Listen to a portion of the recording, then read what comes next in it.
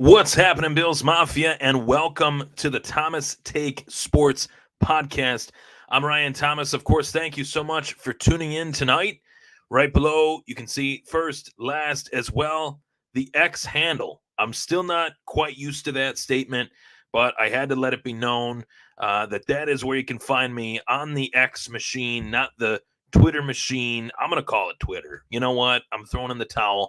I'm calling it Twitter. Twitter will live on forever. This show is presented, the Thomas Take Sports Podcast is presented by, you guessed it, 26 shirts. Stop in, buy a t-shirt, goes to a great cause. Of course, wanted to plug 26 shirts as well, plug the fact that Del Reed was on the 24/7 Buffalo Fandemonium show with my boys, the 24/7 Buffalo Fandemonium crew last week. That was awesome to get the chance to,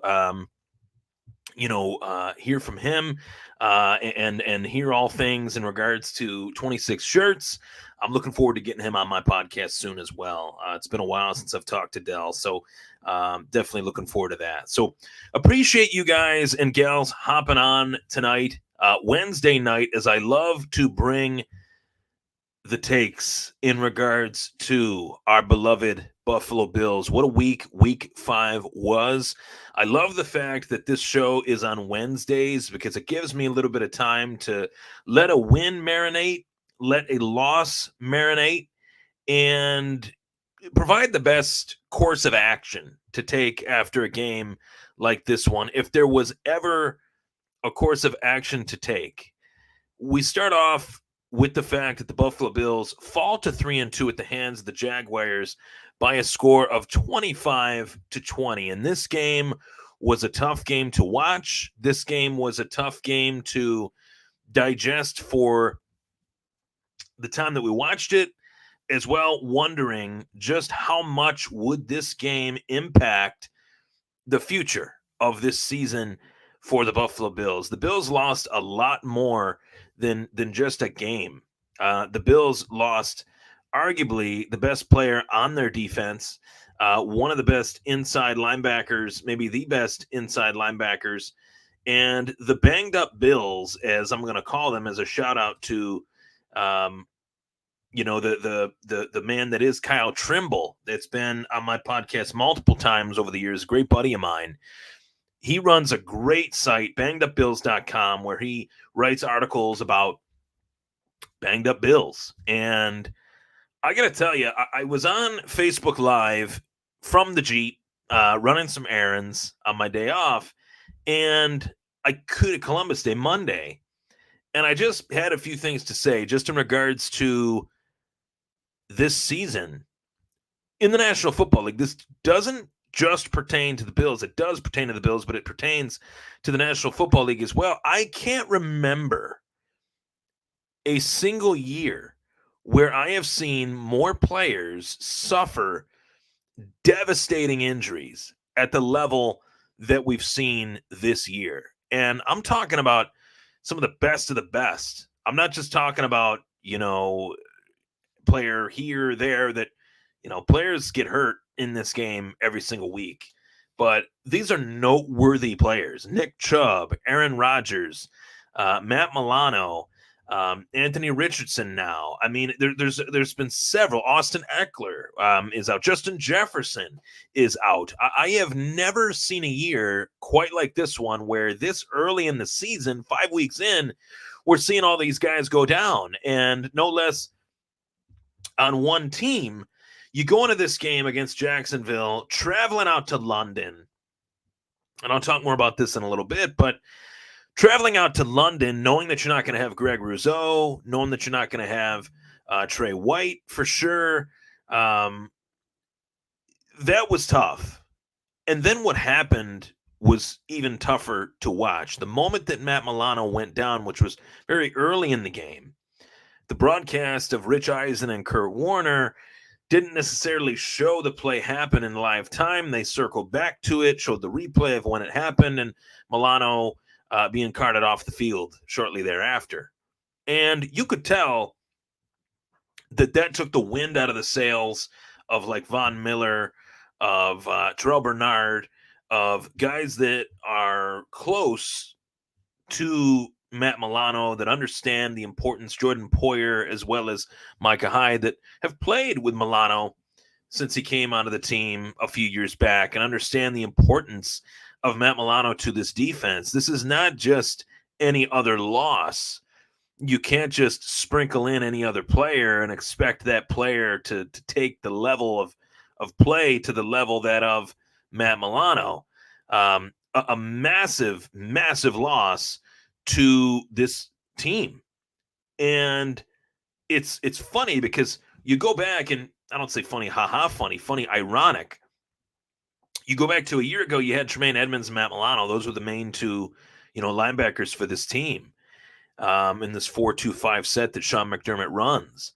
And a year later, 5 weeks into the season, you have Terrell Bernard, who was the backup to Tremaine Edmonds, and you have Dorian Williams now, the rookie, who was drafted to spell Milano in certain situations, to give Milano a breather if Milano needs it, which he rarely does, and to play situational, moments in games defensively, more so special teamer his rookie year.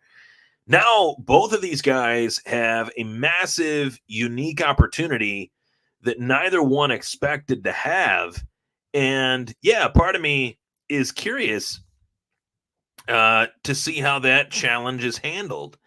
And coming off of this loss, I'd like to state that I think, in my personal opinion, and maybe it's just recency bias here, but in terms of Sean McDermott this past week and the challenge ahead, I'd like to state that I don't believe there'll ever be a time to date in Sean McDermott's coaching career, X's and O's wise, that is as challenging as this one. Because not only is Sean McDermott regulated back to calling plays on the defense, he's doing so with a defense that he didn't expect certain names to be playing on it.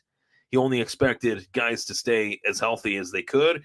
You plan for injury, yes, but you never plan for this many injuries 5 weeks into a season. And it drastically changed this game against the Jacksonville Jaguars. It drastically changed the idea that the Buffalo Bills could intimidate, could thwart, could outspeed, out physical, the Jacksonville Jaguars, much like the Bills had these last 3 weeks against the last 3 week opponents that they played, especially Washington and Sam Howell.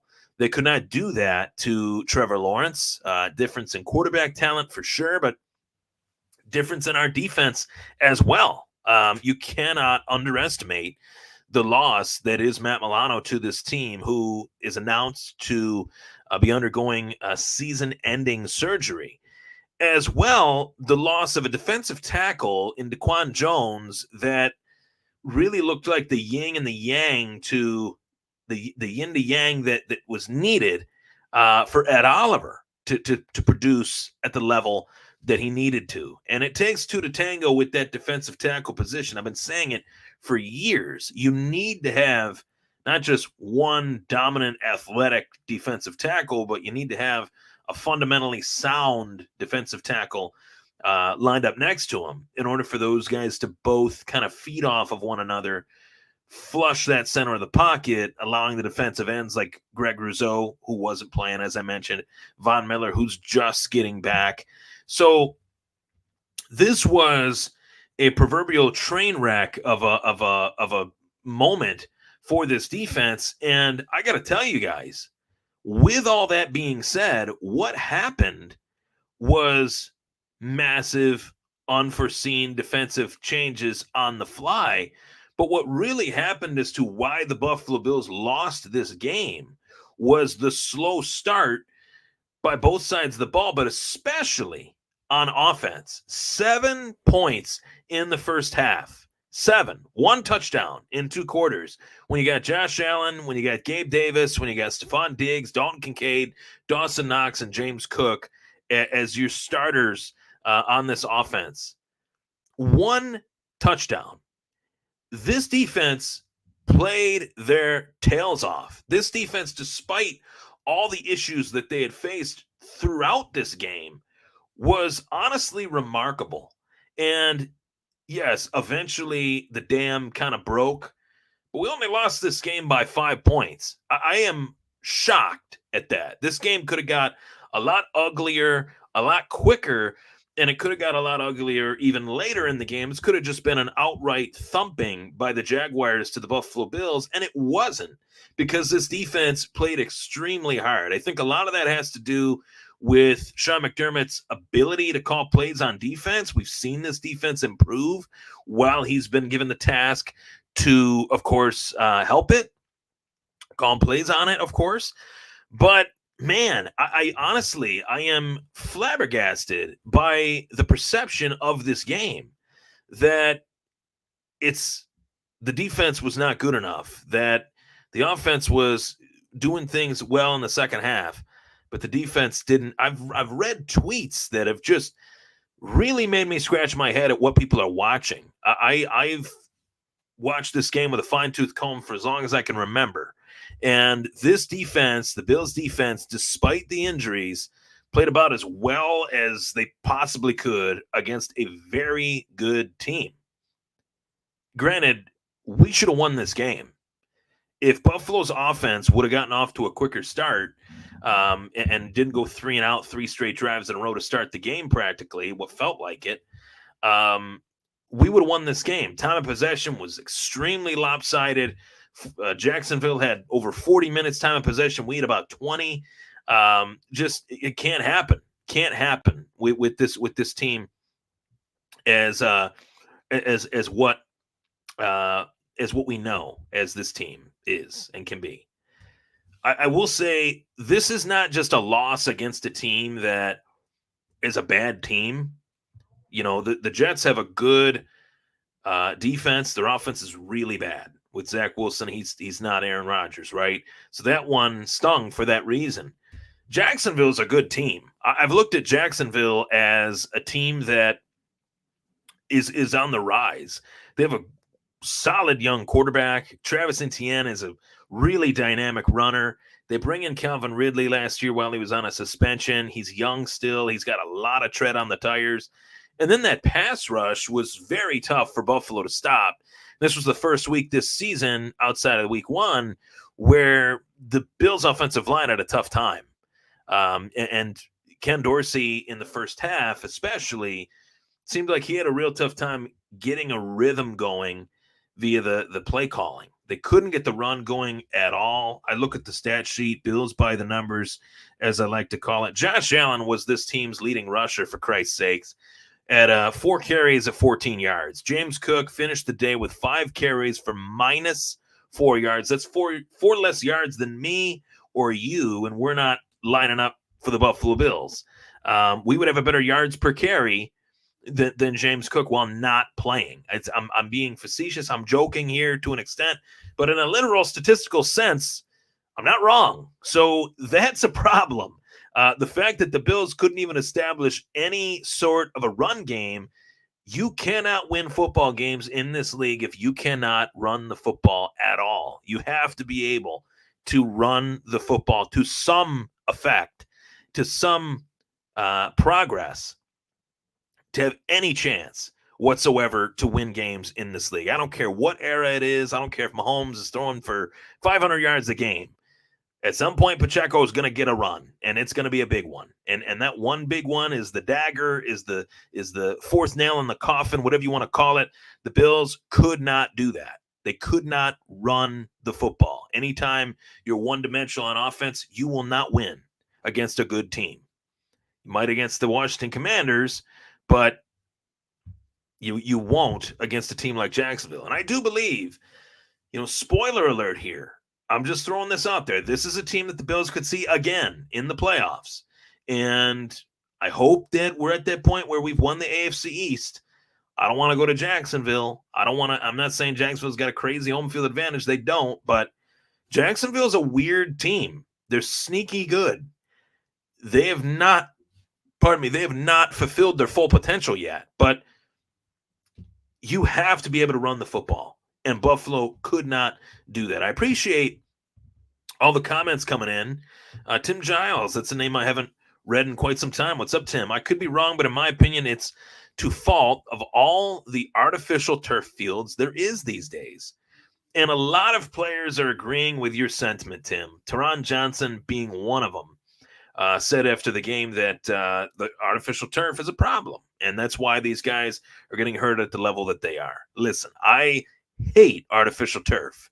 I think it's one of the silliest, uh, honestly, dare I say, cheapest ways to effectively put a football field, a semblance of a football field together. They know that, they meaning the NFL, but they're doing the artificial turf because it's easier to shell out. It's easier to put together. I would think, though, that natural grass would be less money. But then again, there's articles out there that are saying that natural grass would be more money. So I don't know on that one. I am indifferent. You know what I mean? I'm not indifferent to the change. I'd love them to change it, but I'm not a grass expert. Like that's not what I'd refer to myself as. I just like to make sure my grass is short. But at the same time, jokes aside, um, I think there's something to this thought. I think that there will be a change made. Too many players are coming out saying this needs to change, and I hope it does. Kevin Hui says 7 points to their 11. What a weird score that was at halftime. 7-11. I wanted to run to 7-Eleven and grab a Slurpee and drown my sorrows after watching that first half. It was terrible. That first half, they had no urgency in that first half offensively. They looked sluggish, and that does go to the thought that many people have that they should have got to London earlier.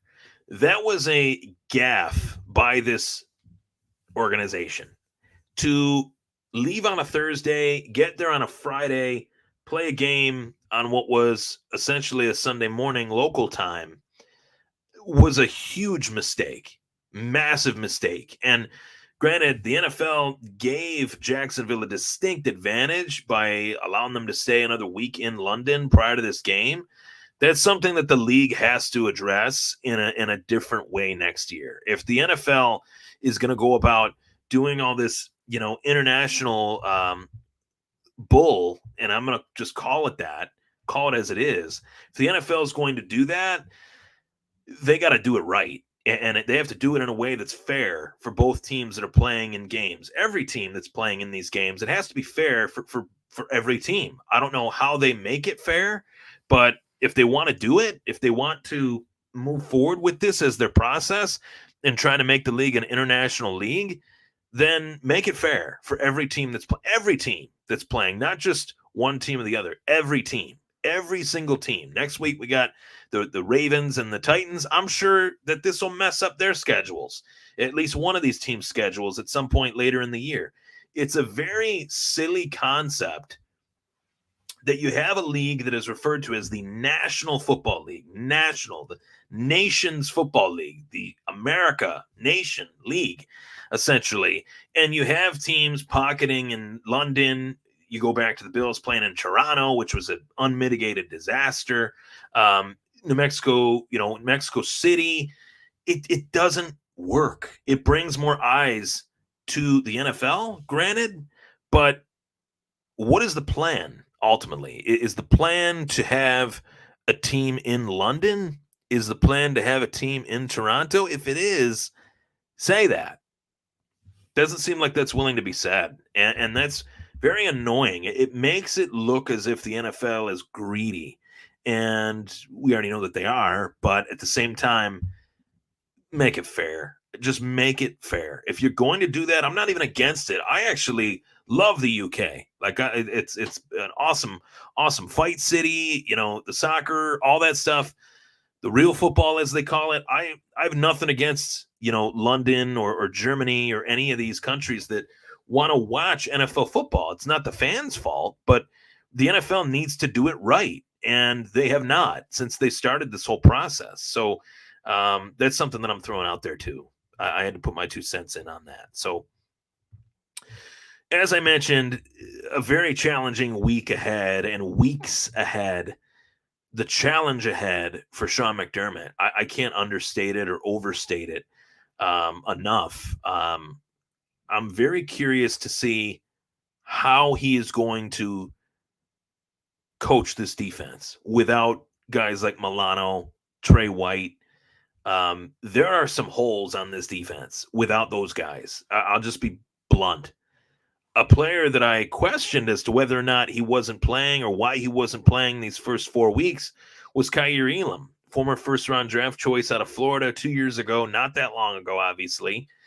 And yes, he was terrible on Sunday morning against Jacksonville, our time. He was not a beneficial player to the Bills. We'll just put it that way. You could say a liability. You could throw the Ryan Gosling, remember the Titans meme out there. But he was a liability. He should not have played as poorly as he did, but there could be a few reasons for that. I don't want to really rip the guy apart because I like him, first off, as a player. I think a lot of it could be because he hadn't played at all since training camp and was inactive, practicing but inactive. So maybe we'll see a better version of him this week, but he is going up last week. He was rather going up against Calvin Ridley, and that's not a small task. He's a very underrated, skilled wide receiver, and I just question the fit. I question the fit of the player to the scheme, to the team. I'm curious to see what happens with him, and that's something to keep our eyes out on. So, any questions at all, throw them my way. Kevin says, do you think Allen should have checked or audibled out of some of those runs? It's always a curious one with audibles and stuff because some offensive coordinators give a quarterback more authority over that. And then some offensive coordinators just want the play to be ran the way that it's called. I think it became apparent that the Bills realized we cannot run the ball, so why are we even trying? And when that happened, they stopped running it. It was like every down, pass, pass, pass, pass, pass. You're doing 50% of the defense's job for them by not calling a balanced offense. That's the way I've always looked at it, and that's the way it is. So that's my take on that. Maybe he could have. I don't know. That's not one that I can confidently answer.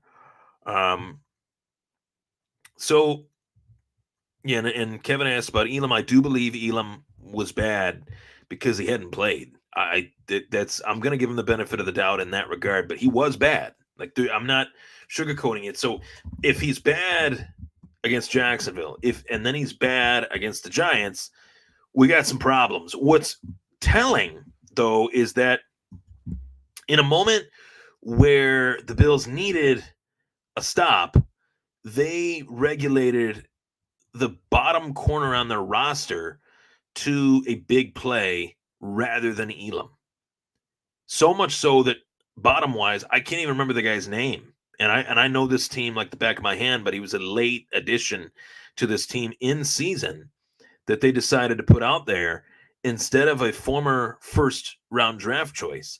That is a massive miss by Brandon Beane and Sean McDermott if this does not work out. There is no equivocal way to say it other than saying if Kaiir Elam is traded at any point in the next year or two, it's a massive miss by Brandon Beane and Sean McDermott. And I think it's a mistake to move on from him. I'm not ready to give up on him yet, but it seems like they kind of are, which is really shocking and not good for their future. It means the corner is probably the top priority position of this offseason. And you could see that happen again in the draft or potentially trade, free agency. And here's something that I definitely wanted to touch on. With the loss of Milano and the loss of Trey White and the loss of Daquan Jones, a lot of people are questioning local media people and Twitter people. You know, they're saying, oh, should the Buffalo Bills trade for somebody? Let me tell you guys something. We're not playing this game, this multi-billion-dollar league, with monopoly money. They're playing it with real money. Real money is being shaken and moved around. I know everybody's aware of that, but oftentimes it's like people think that this league is Madden. It's not, unfortunately. It's not. Um, you have to abide within the confines of the salary cap. What move justifiably with the Buffalo Bills salary cap situation, what it is, what can the Bills do with this team right now? Who could they go get? They told us.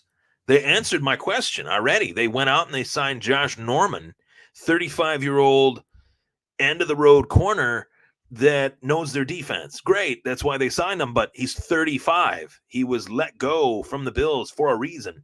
They go out and sign 33, 34-year-old AJ Klein. Those are the types of moves that this team can make. To put it in perspective, they don't have the funds to go out and trade for a Patrick Surtain. They don't. They don't want to further create an avalanche for the future by restructuring yet another contract. I don't think they should. Granted, this was the year that we all wanted to be the Super Bowl year, but they have a lot of things stacked against them right now that I think you would be fooling yourself if you thought that this was a Super Bowl winning scenario with the odds stacked against them. This is a very tough situation for this team. There's unequivocally no way to say it. This team has gone through a bevy of injuries that not many teams experience in one season, let alone in 2 weeks' time. Back-to-back all-pro players out for the season. Three of them starters. Three of them starters, two of them all-pros, Milano and Trey White. They're older on defense with Poyer and Hyde. I love those two guys to death, but they know that the clock is ticking. Secondary problems galore. Dane Jackson, you never know what you're going to get. Christian Benford, you never know what you're going to get. Kair Elam, you certainly never know what you're going to get.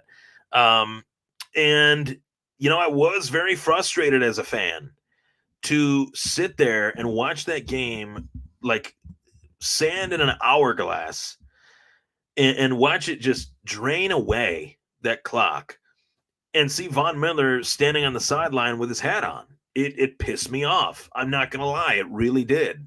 And maybe it's because he's not ready. I get it. I know why he probably wasn't playing. It probably because he's not ready. But it pissed me off because we need him to play. If he's eligible to play, he needs to be out there. Whether he's in the best shape or not, doesn't matter. He needs to be out there. He's paid to play.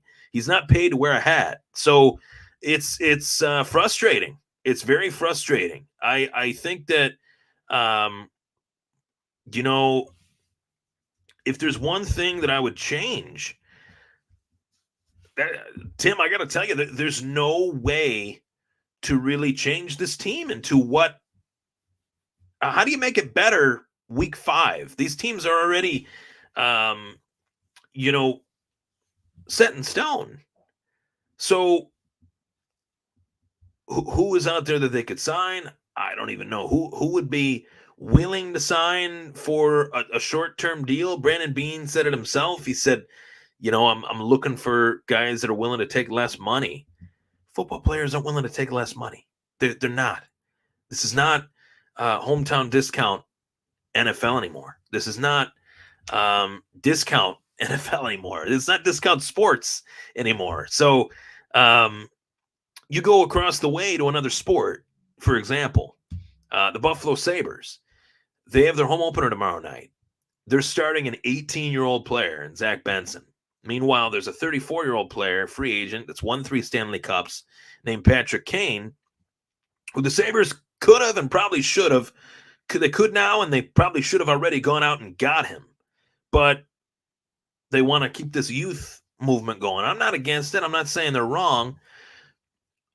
I do think they should sign Patrick Kane, but it's another topic for another podcast. But they can't make those moves because they're not willing to pull the trigger. The Bills would be if they were in the situation financially to do so, and they are not. They're paying Matt Milano top dollar because he's great. They're paying Trey White top dollar because when they gave him the offer, he was elite. Injuries happen. Trey White, another injury happens for him. Matt Milano, an injury happens for him. Devastating. Devastating. I've known multiple athletes in multiple sports that have suffered the same injury that Matt Milano has. None of them played football, and none of them were ever the same athlete that they were prior. I'm just going to say it right now. I don't have a good feeling about it. I don't feel good about this injury. Breaking your leg, shattering your femur bone, and tearing your knee at the same time is not good. So I appreciate you guys hopping on here and provide me all these questions. I do think they're going to get back on the right path. I do think that they are going to win against the Giants on Sunday Night Football, and I do think it'll be a blowout because the Giants are so bad. I mean, they're terrible. At some point, there is going to be chatter that Brian Daboll should be fired, especially after winning Coach of the Year, which was an award that he should not have won. And I think in time, people will see that. But I got the Bills winning that one at home. I think it'll be a 30-point win, 30-10, we'll just say.